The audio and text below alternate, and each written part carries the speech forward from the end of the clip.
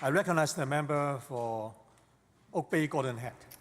Thank you, Honourable Speaker. Honourable Speaker, it gives me great pleasure to rise in support of the motion put forward by the member from Nelson Creston and seconded by the member from Port Coquitlam, that the Speaker do now leave the chair for the House to go into committee of the SPY be amended by adding the following, quote, that the government recognize the cumulative effect of the increases in MSP taxes, hydro rates, ICBC premiums, and other fees and hidden taxes on British Columbia families.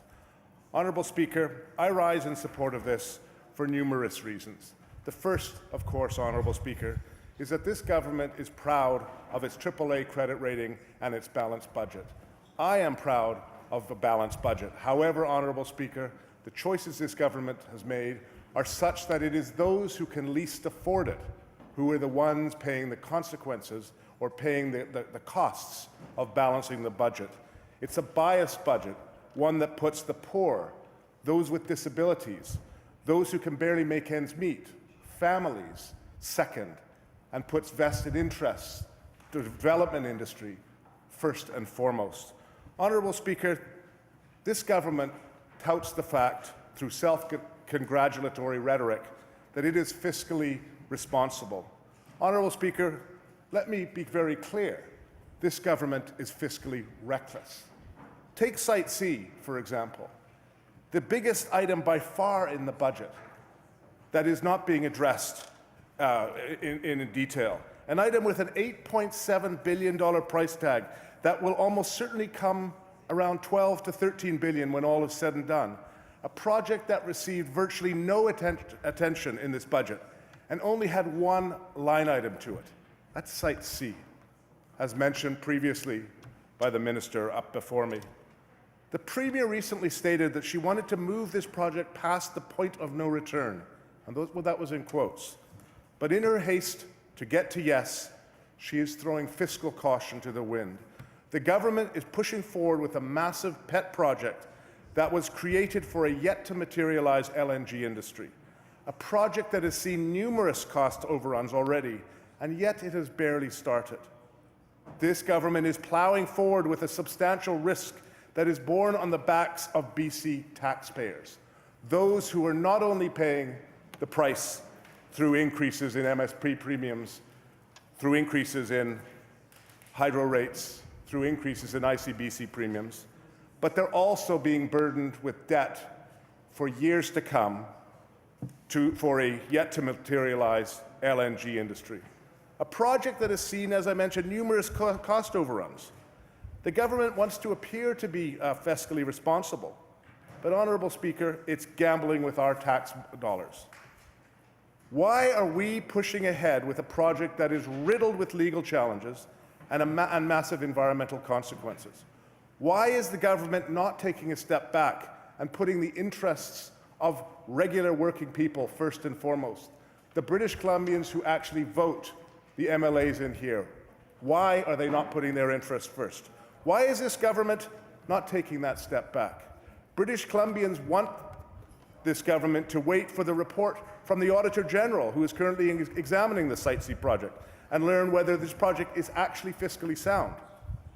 Frankly, to push ahead is simply reckless. With Site C, it's easy to see we're going into a big debt for a project we don't need, and in doing so, we are flooding our energy market with taxpayer dollars that are actually driving investment out of our province, Honourable Speaker. And again, to make ends meet, we increase MSP rates, we increase hydro rates, and on and on and on. Just 2 weeks ago, Honourable Speaker, the Canadian Wind Energy Association announced that it was closing its office and leaving BC because the government and BC Hydro are just not interested. Last year, we saw the same thing with EDP Renewables. No interest from the government for a roughly $1 billion wind power investment off southern Vancouver Island. That company's walked as well. Despite the potential in this province, clean energy investment is leaving British Columbia in droves. The BC Liberals continue to dream of LNG, has not materialized, but they're still using billions of taxpayer money to gamble on projects designed to support it. They're pushing risky projects past the point of no return, and in so doing, clean tech investment out of our province. So let's take a look at this LNG figures that the Minister of Environment's presented in the budget. Figures that were supposed to help fuel a prosperity fund instead of it being fueled through MSP premium increases and so forth, which this amendment is attempting to address. I love talking about LNG, Honourable Speaker. I love talking about it, just like I loved talking about the tooth fairy when I was a little child. Those of us outside the government's self-congratulatory circle of hyperbola know that they had hyperbole, thank you to the member from Advanced Education, so pointing out that hyperbole is a mathematical term. Those of us outside of government's self-congratulatory circle of hyperbole already know that they have no hope of tapping into an LNG market in the short term. No hope whatsoever. No amount of tax cuts, no amount of subsidies to the industry, no amount of praying to the LNG god. We just know it's not going to happen. They've tried and failed. So this year's budget shifted the LNG story to a future supply-demand gap slotted to emerge 10 years from now. Uh-oh.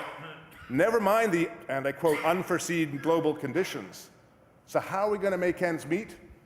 We're going to tax those who are least able to afford it through increases in MSPs, increase in hydro rates, and so forth, which is exactly what this amendment is trying to quantify and recognize.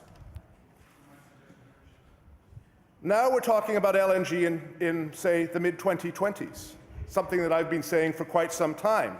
Yet the government's track record of repeatedly failing to predict the LNG future, even months in advance, does not instill me, let alone British Columbians, with any confidence as to what their projected supply will be like demand will be like in 2030.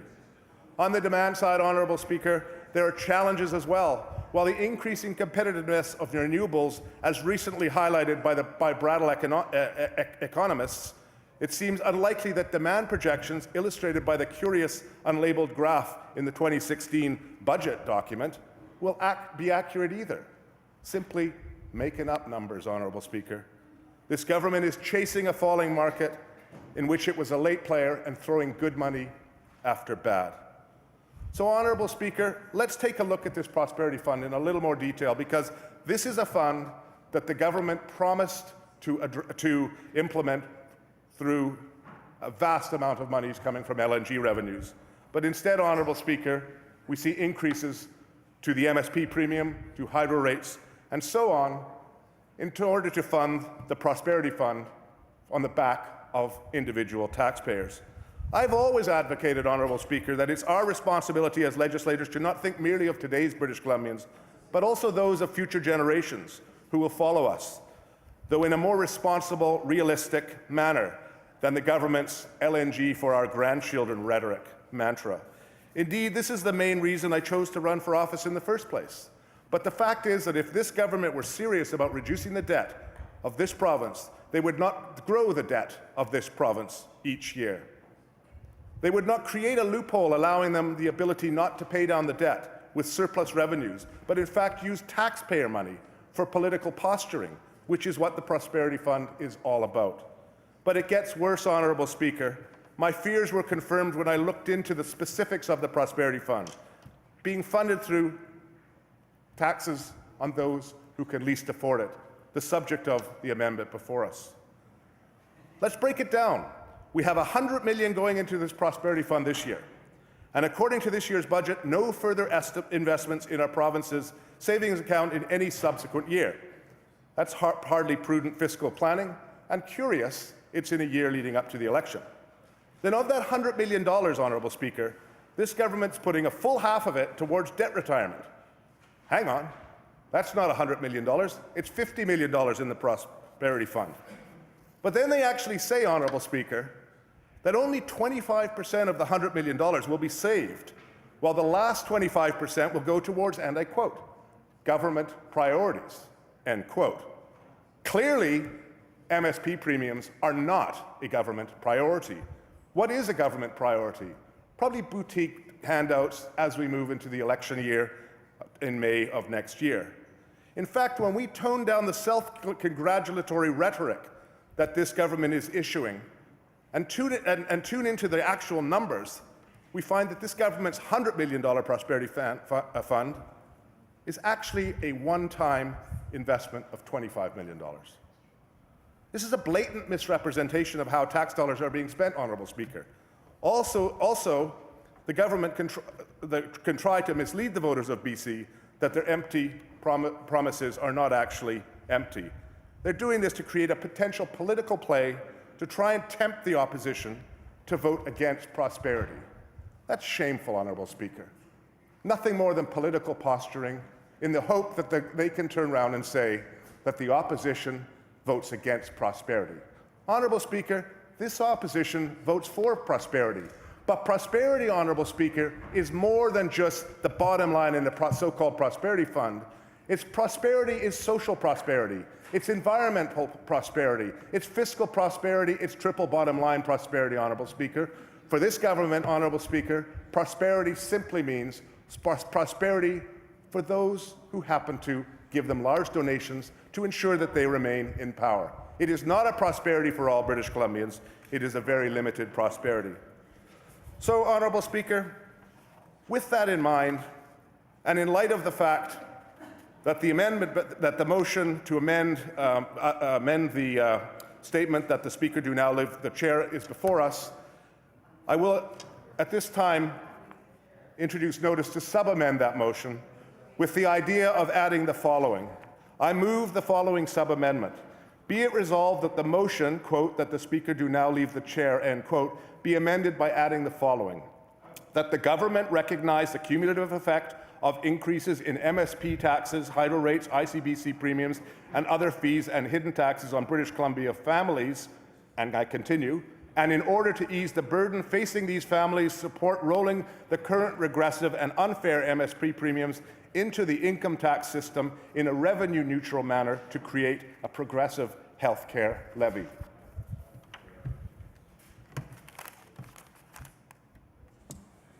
So, member, are you going to speak on the amendment to the amendment? Correct. Okay. Carry on. On the sub-amendment, Honourable Speaker, I have but one statement. I am going to quote Tom Fletcher, from Black Press, President of the Legislative Press Gallery. And the quote is this: "Green leader has it right." Thank you, Honourable Speaker.